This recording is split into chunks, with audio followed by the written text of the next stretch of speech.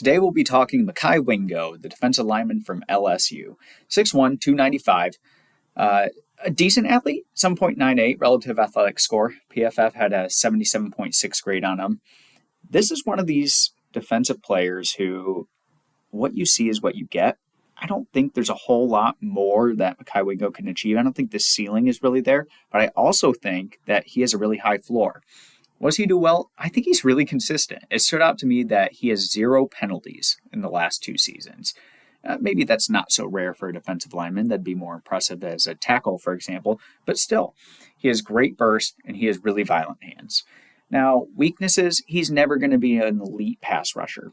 I was impressed after watching his tape to go and see and look at, he had 5 sacks last year, which is more than you would think from watching his tape. He can also get moved a little easily. I'm hopeful that if he's able to put on a little bit of weight, he can help mitigate that a touch.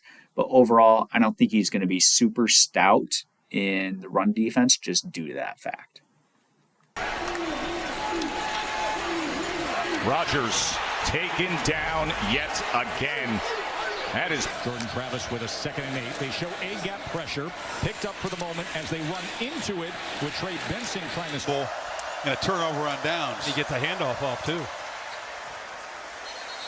The quarterback on 2nd and 5. We'll go with Cobb again, and Cobb stacked up after a gain of just 2 yards. 7 yards a carry. Hasn't been a big part of the offense yet tonight, and that time they grab him. Off inside. This is Dubinion. Bins and Mike Norvell. First down to a Philly. Not much there. Just 1 yard before he is pushed. Jefferson. A lot of time retreating. Not trying to create. He held the ball too long, and Wingo. Thorne taken down. Flag is down as Mekhi Wingo. Yeah, so Wingo, he came away with a 4th round grade, a score of 55.60. Consensus sees him in the same way. He's probably an early day 3 type of guy. And, he's one that, as we talked about earlier, I don't know that you're really shooting for upside with him.